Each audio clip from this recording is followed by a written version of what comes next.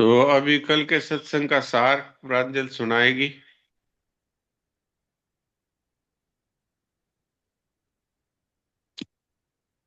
प्रांजल है कि नहीं? है?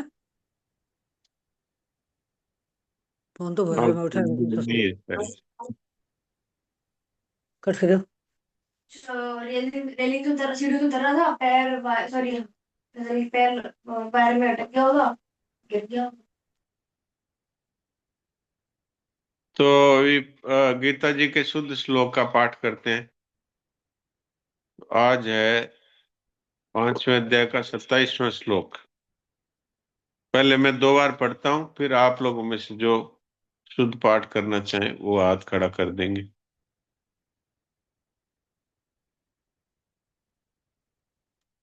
5वां अध्याय श्लोक 27। स्पर्शान् कृत्वा बहिर्बाह्यान् चक्षुश्चैवान्तरे भ्रुवो प्राणापानौ समौ कृत्वा नासाभ्यन्तरचारिणौ स्पर्शान् कृत्वा बहिर्बाह्यान् चक्षुश्चैवान्तरे भ्रुवो प्राणापानौ समौ कृत्वा नासाभ्यन्तरचारिणौ। बाहर के पदार्थों को बाहर ही छोड़ और नेत्रों की दृष्टि को भवों के बीच में स्थित करके तथा नासिका में विचरने वाले प्राण और अपान वायु को सम करके जिसकी इंद्रियां मन बुद्धि अपने वश में है, जो केवल मोक्ष परायण है तथा जो इच्छा भय और क्रोध से सर्वथा रहित है, वह मुनि सदा मुक्त ही है। बाहर के पदार्थों को बाहर ही छोड़ने का तात्पर्य है कि साधक की वृत्ति में एक परमात्म तत्व के सिवाय अन्य कोई सत्ता नहीं है। मुक्ति स्वतः सिद्ध है, पर मिलने और बिछड़ने वाले प्राणी पदार्थों की सत्ता महत्ता और अपनापन होने के कारण उसका अनुभव नहीं होता। उनको बोल दो चुप रहे। अब आप में से जो पाठ करना चाहें उनको मैं मौका देता हूँ।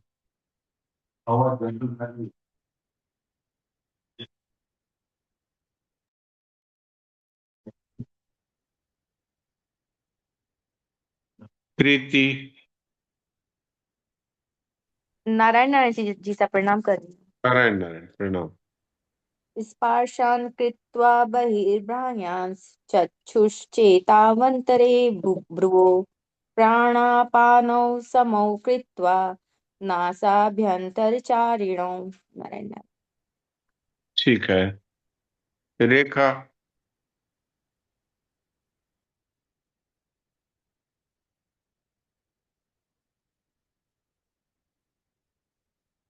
रेखा जालान।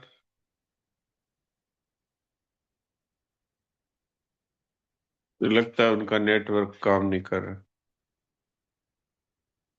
पिस्ता देवी। नारायण नारायण जी सर, नारायण नारायण जी, नारायण। नारायण नारायण। श्लोक नंबर 27। स्पर्शन कृत्वा बहिर्बह्यश्च चक्षुश्चैवान्तरे भ्रुवो प्राणापानौ समौ कृत्वा नासाभ्यन्तरचारिणौ। ठीक है।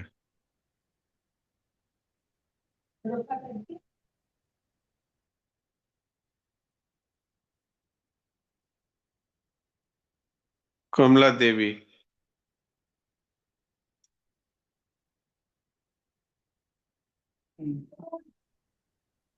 राम राम। राम राम।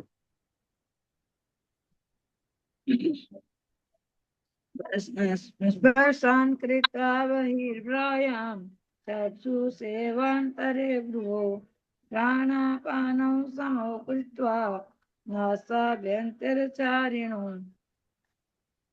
ठीक है। गायत्री।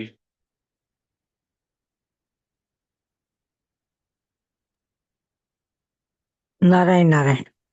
नारायण। स्पर्शा स्पर्शान् कृत्वा बहिर्वायो चक्षुष्वेवान्तरे भ्रुवो प्राणपानो समो कृत्वा नासाभ्यन्तरचारिणौ। ये प्राणपानव बोला है ना, ये प्राणापानव। प्राणापानौ समो कृत्वा नासाभ्यन्तरचारिणौ। हाँ ठीक है। नारायण नारायण। नारायण। सविता।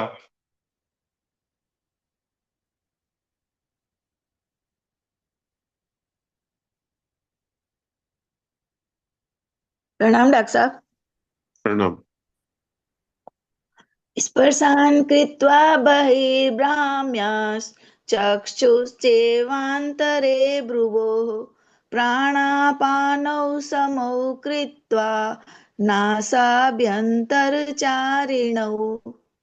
ये बहिर्ब्राह्म्या नहीं है, बहिर्बाह्यांश्च है बहिर् और ये है। ये है बहिर् और ये है। जी बहिर्बाह्या। बहिर्बाह्याश्चक्षु। हाँ अब ठीक है। जी नारायण ठीक है। नारायण। नारायण। सुरेश कुमार जी। राम राम महाराज जी, सबको राम राम। स्पर्शान् कृत्वा बहिर्बाह्यांश् चक्षुष्वेवान्तरे ध्रुवो प्राणापानौ समो कृत्वा नासाभ्यन्तरचारिणौ। आपका शुद्ध है पाठ। राम राम। रेखा जलान। राम राम।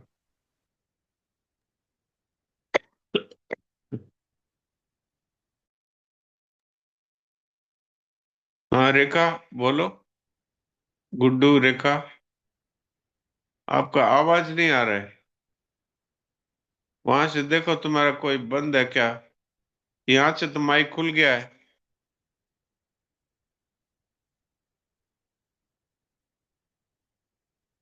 लगता है कोई प्रॉब्लम है नेटवर्क में।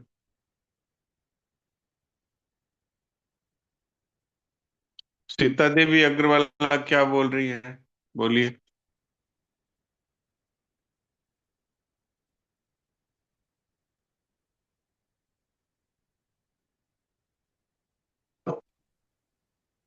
सीता देवी आप कुछ बोलना चाहते हैं? हाँ हाँ बोलिए।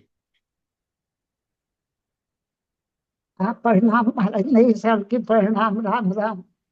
अच्छा, नए साल की तो परिणाम मान लिया, पर ये अपना तो नया साल नहीं है, ये तो अंग्रेजों का है। अपना नया साल तो चैत्र में आता है। वो तो रामनवमी में आता है, फिर भी हाँ आपको। ठीक है, बोलिए। हाँ ठीक है, राम राम। राम राम।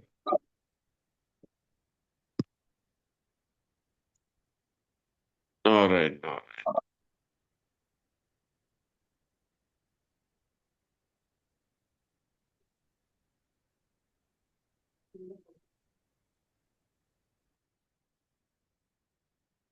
तो अभी आज बार है, बारी है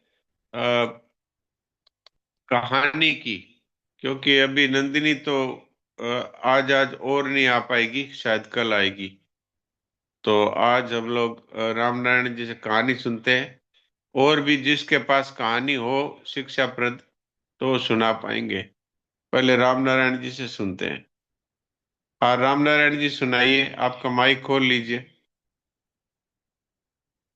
खोल लिया सर। हाँ अब बोलिए। प्रणाम भगवान। प्रणाम। कहानी का हेडिंग है, यह संसार एक सपना है।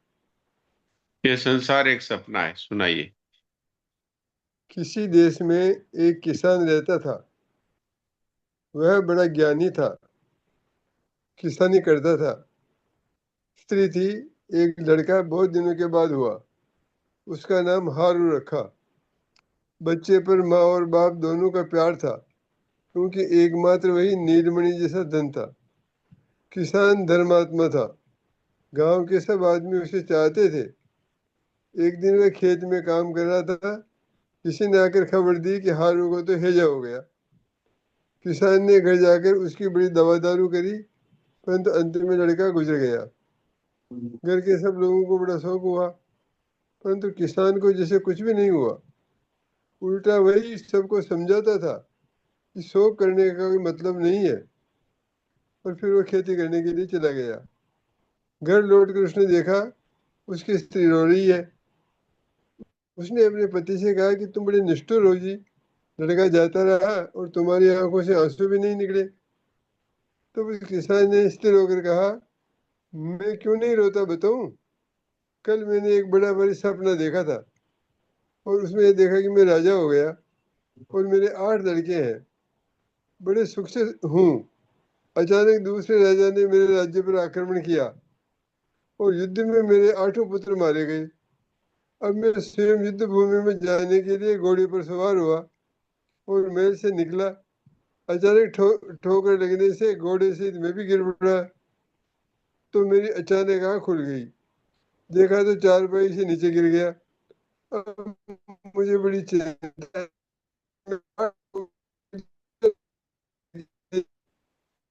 आपकी आवाज कट रही है। इसीलिए आपकी आपकी आवाज कट रही है, तो थोड़ी जगह या तो बदल लीजिए और मोबाइल के थोड़ा पास में मुंह रख के फिर बोलिए, तो शायद हमको ठीक से सुने।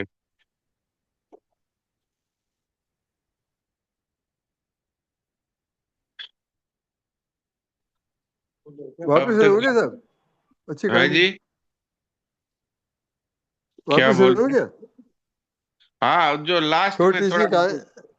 लास्ट में 2-4 लाइनें जहां से वो घोड़े से गिर पड़ा और फिर वो लगा कि ये तो हाँ आग खुल गई, खाट से गिर पड़ा,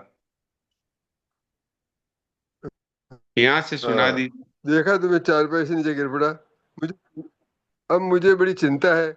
उसने अपने उन 8 लड़कों के लिए रोऊं, तुम्हारे उस एक लड़के के लिए रोऊं? किसान ज्ञानी था, इसीलिए वो देख रहा था कि सपने की अवस्था जिस तरह से मिथ्या थी, उसी तरह जागृति की अवस्था भी मिथ्या है। एक नित्य वस्तु केवल आत्मा ही है, ये संसार तो एक सपना है। यही महाराज नारायण नारायण छोटी सी कहानी है। बहुत अच्छा सुना है आपने। देखिए, ये हाँ कुछ थोड़ा आप धीरे बोले, इसलिए पहले सुना नहीं था, इसलिए मैं दोबारा थोड़ा सा संक्षेप में बता देता हूँ। हाँ एक किसान था, वो बड़ा ज्ञानी था। तो उसका एक लड़का था, वो लड़के का नाम भानु था या जो भी था। तो वो बीमार पड़ गया, और बीमार पड़ गया तो इतना ज्यादा बीमार हुआ कि खूब कोशिश की, दवाइयां दी, फिर भी वो मर गया। तो लोग आकर के और किसान को सांत्वना देते थे, पर वो रोता नहीं था।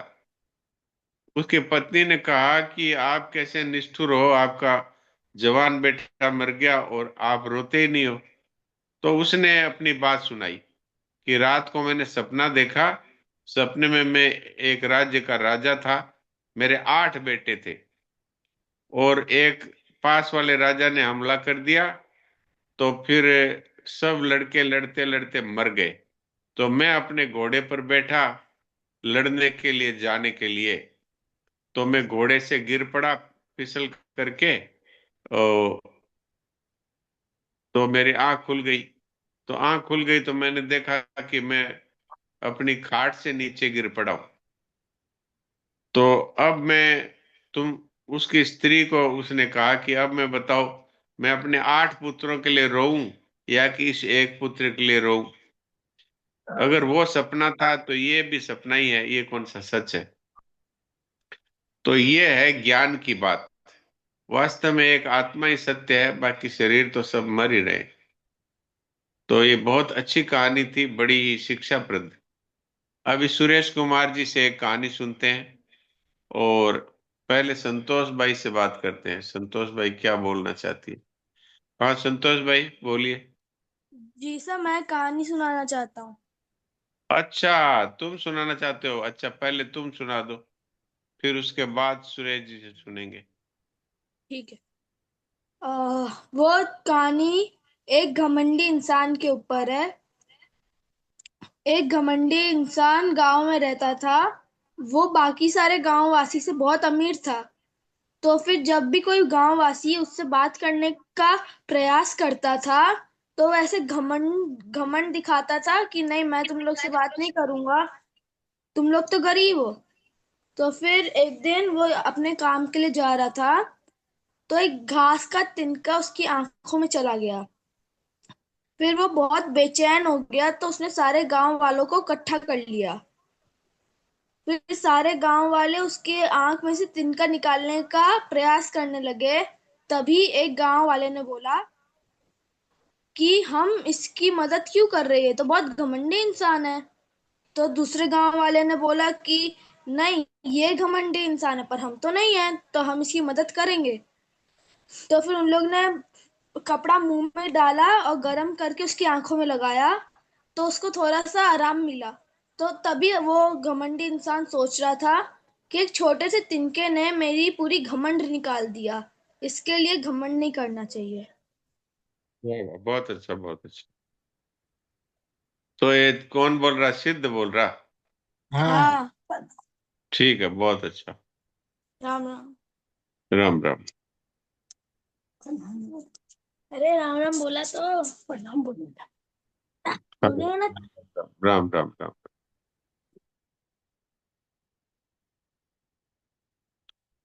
हाँ सुरेश जी, आप सुनाइए। राम राम महाराज जी, राम राम। राम राम। वैसे अपना ये नया साल नहीं है, लेकिन एक नए साल पे कहानी है। जी जी, नया सुनाइए। साल नई शुरू नई साल नया साल नई शुरुआत। जी जी। कहानी इस प्रकार है।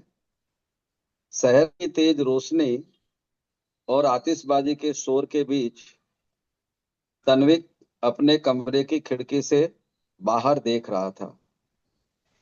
घड़ी ने 12 बजाए और लोग हैप्पी न्यू ईयर चिल्लाते हुए एक दूसरे को गले लगा रहे थे, मगर तन्विक के चेहरे पर वैसी चमक नहीं थी।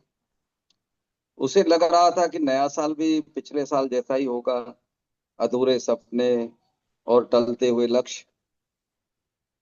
तभी पीछे से उसके पिताजी आए और बोले, नया साल कैलेंडर बदलने से नहीं, सोच बदलने से आता है। तन्विक मुस्कुराया, लेकिन पापा, पिछले साल भी मैंने बहुत सारे संकल्प बनाए थे, कोई पूरा नहीं हो पाया। पिताजी ने शांत स्वर में कहा, संकल्प कागज पर नहीं, आदत में लिखे जाते हैं। अगली सुबह तन्विक ने तय किया कि इस बार वह कोई लंबी सूची नहीं बनाएगा। उसने केवल 3 छोटे वादे खुद से किए। पहला, रोज 30 मिनट पढ़ाई के अलावा कुछ नहीं सीखूंगा। दूसरा, किसी की मदद करने का मौका नहीं छोड़ूंगा। तीसरा, अपनी गलती मानने से नहीं डरूंगा। पहला, रोज 30 मिनट पढ़ाई के अलावा कुछ नहीं सीखूंगा। दूसरा, किसी को मदद करने का मौका नहीं छोड़ूंगा। तीसरा, अपनी गलती मानने से नहीं डरूंगा। दिन बीतते गए। उसने पुराने अलार्म की झुंझलाहट छोड़कर जल्दी उठना शुरू किया। पड़ोस के छोटे बच्चों को गणित समझाना, माँ की रसोई में मदद करना और हर सप्ताह एक नई किताब पढ़ना उसकी दिनचर्या बन गई। मार्च का महीना आया। स्कूल में प्रतियोगिता हुई। चौंकाने वाली बात यह थी कि वही तान्विक जो मंच से घबराता था, आत्मविश्वास के साथ भाषण दे रहा था। पुरस्कार मिला या नहीं, यह अब उसके लिए मुख्य बात नहीं थी। उससे महसूस हुआ कि वह कल से बेहतर बन चुका है। 31 दिसंबर फिर आया। वही शहर, वही रोशनी, वही आतिशबाजी। बट इस बार तन्विक का मन शांत था। उसने कैलेंडर पलटा और डायरी में लिखा, नया साल आने का मतलब यह नहीं कि सब कुछ अपने आप बदल जाएगा। असली नया साल तो वह दिन है जब हम खुद को बदलना शुरू कर दें। पिताजी ने उसकी डायरी पढ़ी और बोले, बधाई हो बेटा, तुम्हारा नया साल तो बहुत पहले शुरू हो चुका है। तन्विक मुस्कुराया। बाहर आवाजें गूंज रही थी, हैप्पी न्यू ईयर। और भीतर एक आवाज और स्पष्ट थी, नई शुरुआत आज अभी यहीं से। नारायण नारायण। वाह, बहुत सुंदर, बहुत सुंदर। नए साल का अर्थ तो यही है कि हमारे जीवन में कुछ नई चेतना आए। तो ये बहुत अच्छी बात है, उन्होंने 3 संकल्प लिए। हम सब लोगों को भी चाहिए कि अंग्रेजी नया साल शुरू हो रहा है, इसमें हम भी कोई ऐसे ऐसे संकल्प ले जिसमें कुछ आ- बुराई आ- छोड़े। आध्यात्मिक टाइप के महाराज जी, हाँ जी, जी, जी। जीवन को सुधारने वाले। हाँ जी, जी। बहुत बढ़िया।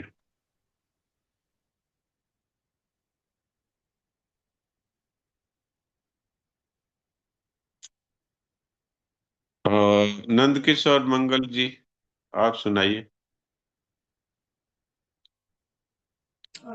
जी साहब, राधे राधे। जय राधे राधे। कहानी का शीर्षक है ईश्वरी विधान ही कल्याणकारी। ईश्वरी विधान ही कल्याणकारी है जी। एक छोटे से गांव में एक व्यापारी था। उसके पास रुपयों की कुछ बहुतायत हो गई।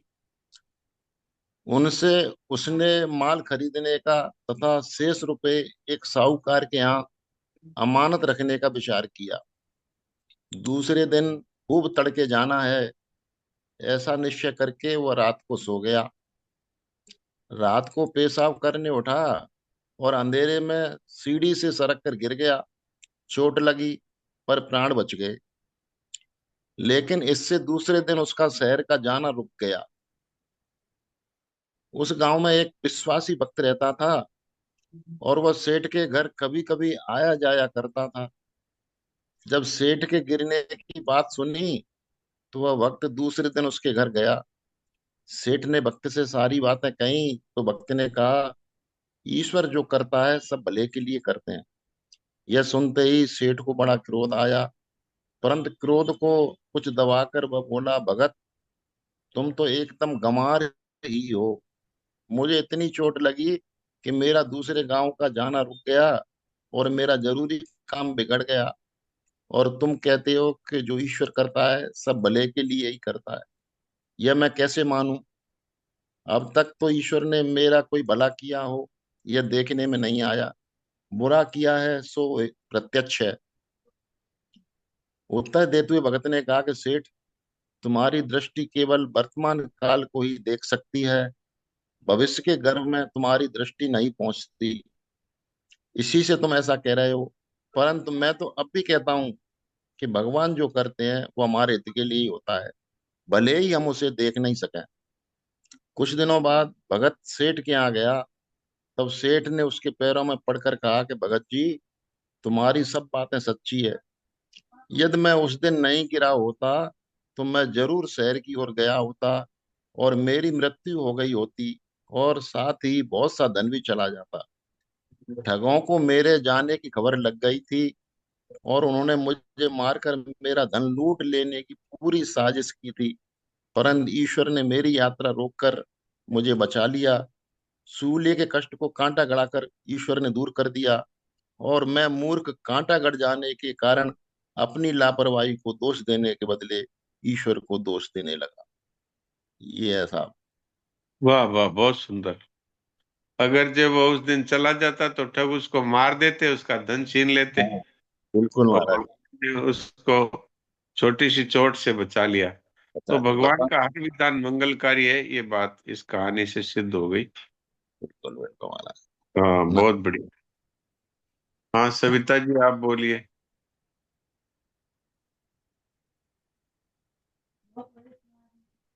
कहानी है डॉक्टर साहब। सुनाइए। शीर्षक है सोने का थाल। जी। एक नगर में भगवान शिव का मंदिर था। दूर दूर से भक्तजन दर्शन को आते थे। श्रावण का महीना था तो मंदिर भक्तों की भीड़ से भरा हुआ था। तभी अचानक आकाश में बिजलियां हुई और सोने का थाल उतरा। उसी के साथ एक भविष्यवाणी हुई कि जो भगवान शंकर का सच्चा भक्त होगा और प्रेमी होगा, उसी को यह थाल मिलेगा। धीरे धीरे सभी भीड़ इकट्ठी हो गई। जो लोग मंदिर की व्यवस्था देखते थे उन्हें पूरा विश्वास था कि थाल तो हमें ही मिलेगा। सबसे पहले पंडित जी आए और बोले, मैं प्रतिदिन महादेव जी का अभिषेक करता हूँ, तो मैं भोलेनाथ का निकटवर्ती प्रेमी भक्त हूँ, इसलिए थाल मुझे मिलना चाहिए। जैसे ही पंडित जी ने थाल उठाया, थाल पीतल का हो गया। पंडित जी लज्जित होकर थाल को यथा स्थान रखकर निकल गए। इसी प्रकार वहां उपस्थित सभी पंडितों ने खुद को आजमाया और थाल को यथा स्थान रखकर जाना पड़ा। इसके बाद नगर के राजा आए और बोले, मैंने महादेव जी मंदिर में बड़ी भारी दान दक्षिणा दी है, इसलिए थाल मुझे मिलना चाहिए। राजा ने जैसे ही थाल उठाया, थाल तांबे का हो गया। यह देखकर महाराज भी लज्जित हुए और थाल को यथा स्थान रखकर एक तरफ खड़े हो गए। इसके बाद इसी तरह एक से बढ़कर एक दानी महात्मा और भक्त पधारे और थाल उठाया, लेकिन किसी के हाथ में कुछ और, किसी के हाथ में कुछ और हो गया, लेकिन सोने का नहीं रहा। उसी समय एक किसान का आगमन हुआ। वो बेचारा महीनों बाद आज चातुर्मास के सोमवार को शिव जी के दर्शन करने आया था। गरीबी और गृहस्थी के चलते दिन रात खेतों में मेहनत मजदूरी करके गुजारा करता था। अभी रास्ते में आ ही रहा था कि कोई भिखारी मिल गया और कुछ खाने को मांगने लगा। किसान को दया आ गई, अपने खाने के लिए जो खाना लाया था भिखारी को दे दिया। थाल के बारे में इसने भी सुना था, लेकिन इसने उस और कोई ध्यान भी नहीं दिया। सीधा मंदिर में गया और महादेव जी का पूजन करके बाहर आ गया। परिक्रमा करके जाने लगा, तभी पीछे से एक व्यक्ति बोला, भाई तुम भी थाल को उठा कर देख लो, हो सकता है तुम ही वह सच्चे भक्त हो जिसके लिए थाल बचा पड़ा है। किसान को लगा वह व्यक्ति उसका मजाक बना रहा है। किसान ने हंसते हुए कहा, भाई मैं तो कभी पूजा पाठ भी नहीं करता, महीनों में एक आध बार मंदिर आता हूँ, मैं काहे का सच्चा भक्त हो सकता हूँ। वह अजनबी बोला, भाई हम तो देख चुके हैं, हमारी भक्ति तो दो कौड़ी की भी नहीं है। अब तुम भी अपना हाथ लगाकर देख लो, सोने का थाल मिले ना मिले, किंतु पता तो चल जाएगा कि तुम्हारी भक्ति में कितनी सच्चाई है। लोगों के बहुत आग्रह करने पर आखिर उस भोले भाले किसान ने जाकर थाल उठा ही लिया। जैसे ही उसने थाल उठाया, लोगों के आश्चर्य का ठिकाना नहीं रहा। सोने का थाल रोशनी से चमचमाने लगा। यह देख सब लोगों में खुशियों की लहर दौड़ गई। सभी लोग उसके जयकारे करने लगे और पूछने लगे कि भाई तुम ही सच्चे भक्त हो, अब हमें भी बता दो कि कैसी भक्ति करते हो जिससे महादेव जी तुमसे इतने प्रसन्न है। तो किसान बोला, भाई मैं कोई भक्ति नहीं करता, मैं केवल दिन भर खेतों में काम करता हूँ, थोड़ा समय निकाल कर जरूरतमंद लोगों की मदद करता हूँ। लोग पूछने लगे, तुम लोगों की मदद क्यों करते हो? तो किसान बोला, सुकून मिलता है। दूसरों के चेहरे पर मुस्कान देखकर मुझे जो आनंद और खुशी होती है उसे मैं शब्दों में बयान नहीं कर सकता। शायद यही कारण है कि महादेव जी मुझसे खुश है। मतलब सत्कर्म का आरंभ भी आनंद से होता है और अंत भी आनंददायक होता है। दुष्कर्म का आरंभ भी दुख से होता है और अंत भी दुखदायक ही होता है। नारायण नारायण। बहुत सुंदर, बहुत सुंदर। हरिओम जी क्या कह रहे थे?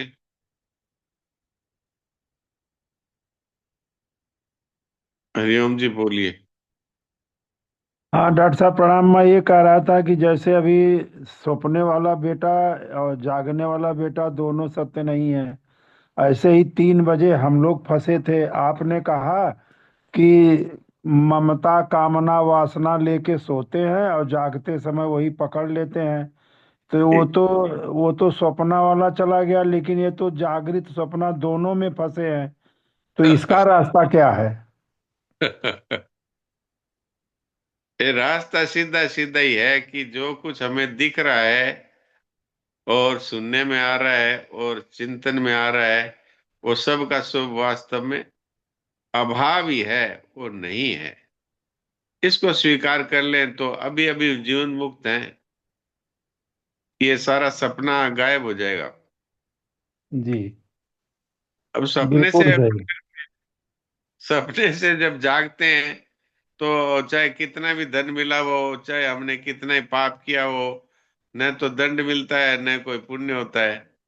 तो इसी तरह से अगर इसको हम सच्चा मान करके कुछ करते हैं तो जन्मते मरते रहेंगे, और अगर इसको कच्चा मान लें तो जो सच्चा है वो प्रकट हो जाएगा।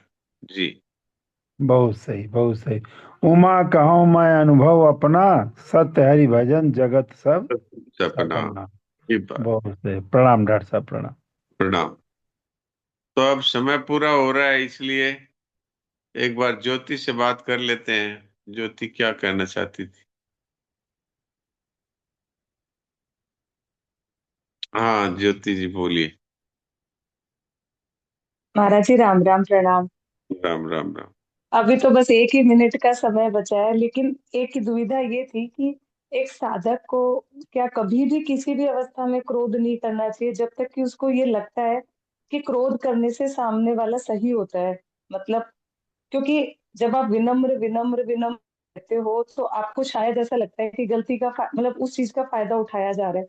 तो हर बार प्रारब्ध समझ के सहन करना सही होता है या अपने हक के लिए आवाज उठाना ठीक होता है क्रोध नहीं, करके, क्योंकि अगर सामने वाला विनम्रता की भाषा अगर नहीं समझे तो। नहीं अगर बनावटी गुस्सा करने से उसका सुधार होता हुआ दिखता है तो बनावटी गुस्सा करने में कोई हर्जा नहीं है। अंदर से पर वो गुस्सा अगर नहीं। गुस्सा करने के बाद अगर मन में जलन हो, एक साधक के पक्ष पे आप हो, तो क्रोध, तो फिर वो क्या, फिर क्या करना चाहिए, उसका उपाय? जलन होता है इसका अर्थ है कि सच्चा क्रोध हुआ। सच्चा क्रोध तो नहीं करना अच्छा होता है। जैसे बच्चे को सुधारने के लिए हम क्रोध करते हैं वैसे कर